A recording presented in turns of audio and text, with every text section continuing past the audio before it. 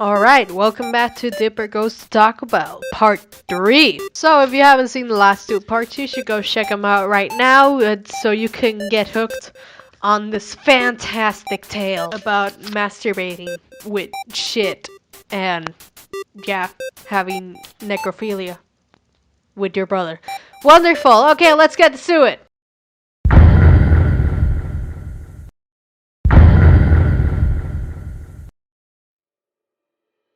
Mabel started to go on a kiss crazy frenzy with Dipper that made him lock like Dipper was alive.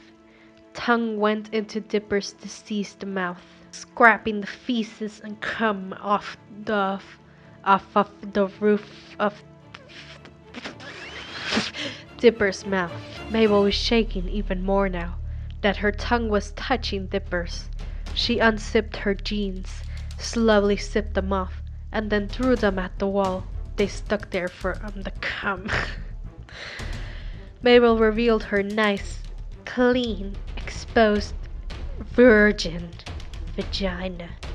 She took Dipper's corpse, not noticing the eternally bleeding penis, and brung it closer to the cervix. She rubbed her clitoris for arousal purposes before she stuck it in, and once the dick was firmly in, she finally felt joy in her life. She loved the feeling of losing it to her dead brother's body and started to get the oddest feeling. She lost it. She finally lost it. She squealed in happiness and started to French kiss Dipper harder. Her tongue almost touched Dipper's uvula. She kept holding on to his lacerated dick in her vagina and slushing her tongue all around Dipper's mouth. She kept pulling it in and out with Dipper's dick. Blood was getting on her uteral walls, not noticing one bit. She did not want to leave the body now. She would kill herself if it could mean they'd be in coitus forever. If only Dipper could kiss her back. After what seemed like hours, it wouldn't fit in. Mabel finally looked down at the now pretty messed up penis. Mabel couldn't look away at it. It was now swollen to the size of her head, a whole mix of rainbow colors and still spewing lifeless cum. Mabel vomited on it, which only made it worse. It grew bigger and bigger. "Oh, Dipper," she said softly. Then Mabel started to scream. She was horrified at the sight of it and started to barf again. She tried to put a giant mix of blood, cum, vomit, and feces on the dick, but it didn't work. She tries to suck it all off, but found herself enjoying the sucking and the taste of Dipper's penis blood. She kept on sucking on it, tasting the blood and touching the fondling Dipper's dead erectile muscle. She was ecstatic. She was more happy than she ever had been, more happy than she was before. As she was squealing with delight, the stall door started to open a crack. Mabel took notice of this. "Huh?" she asked. The door started to open more. It wasn't locked. Mabel started to get nervous. She didn't want to go to jail for necrophilia. She was only a child who bit off more than she could chew. She got too ahead of herself after lusting after her twin brother for so long. If it was the police, she had no hope. She hoped that it was just another Taco Bell employee who would listen to her and help her out. The stall door finally burst open.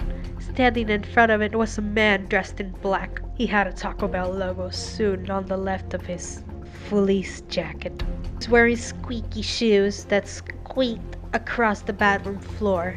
He was wearing dark sunglasses. The mysterious man walked up to the two of them slowly. Mabel stood up on her feet, fear and blood on her face. The man stared at Mabel for a long time until he finally said, "Are you supposed to be in this bathroom, young lady?" Mabel was shaking in horror now. She turned to face Dipper's naked, violated, dead body and turned to face the man again. Mister, I didn't intend to do this to my brother, Mabel said, shaking with tears in her eyes. The man brought himself closer to Mabel's face. Sir, you're in my personal spa ace, Mabel tried to manage. The man was inspecting a red spot on Mabel's cheek. After several seconds, the man touched the spot, trailed his finger in it, and put the finger in his mouth. Blood, the man whispered to himself. What did you say, sir? Mabel asked him, not understanding what he was saying.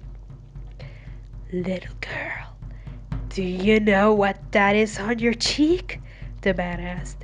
Mabel repeated what the mysterious man did to her cheek and said back to him, it's blood. And with the blood being on your cheek, have you developed, shall we say, a desired taste for it? The man asked back. Mabel did not notice the retractable chisel in his right hand.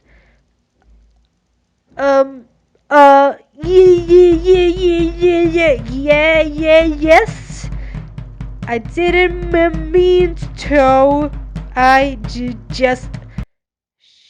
Shh. The man quieted her. If you like the addicting taste of it, why didn't you say so? And without warning, the man cut her across the chest with the chisel. She screamed at the pain of it. Blood started to pour out of the diagonal cut fast, almost covering her stomach. You can lick that up. Your blood probably tastes better than that kid's, the man said, pointing to Dipper. Then the man gave another cut across her face. She screamed again, louder this time. Now you can get the blood close to your face, and just to make sure you're silent. The man then slid her across the neck. She could not scream this time. The man went into her neck and pulled out 3 vocal cords. The man stretched the cords out, and he jumped rope with them, while slashing Mabel across the face several times. When her face was cut so many times that her nose fell off, the man decided it was time for the scalping. He took out a bigger knife and slammed it right above Mabel's eyebrows. The man gripped the knife's handle, still in her face, and began to make a deep cut. The man put all his strength into it because he decided to make the hardest part first. He tried to do it right on the skin, but sadly did not do the job he liked. Mabel's head was now topless, the top of her skull exposed and violently cut, so that you could see her brain inside the skull. Pieces of muscle and flesh were still attached to Mabel's hairy scalp, so the man cut them off. The scalp was now thin as skin, and still full of Mabel's hair. He hung the scalp up on the on the door. It would be his prize, something he kept for himself. Now the man prepared for the rest of the body. What he wanted to do next was to make it rain. Not water, as you may think. He wanted it to rain something else. He got down to Mabel's blood-covered slashed chest, grabbed her not fully developed breast, and began to cut off Mabel's nipples. Once he was done, the blood started to come out like old faithful geezer. He was amazed by the sight of the fountain of blood, and began to dance around it in the stall, stepping in all of the fluids that were on the floor. When the blood was starting to flow a little less slowly, the man moved on to the legs. The man hung Mabel's nipples next to the scalp. The nipples were his prize too, and started to cut Mabel's legs. He started to cut faster than a race car on a smooth asphalt track. Cuts kept on appearing once her kneecaps until calf bone was exposed. By that time, her lower legs and her body were only attached by a thin string of cartilage. Then the guy moved on to her toes with the knife as sharp as with the knife as sharp as knife. He cut every one of her little toes off. Mabel's body was losing so much blood that she started to flatten out. The place where it was mostly coming out of was her toes. The toe blood was making a sea of red on the floor. The man, now with his Taco Bell fleece jacket splattered with red on it, now dug her knife into Mabel's left foot. He began to make another cut similar to what he did to her scalp, and began to cut the skin off the foot. The cut was much better than what he did to the scalp. He did the same to the other foot, and then hung the skin up next to the scalp. Mabel's feet were now just a big mess of flesh, muscle, blood, and nerves.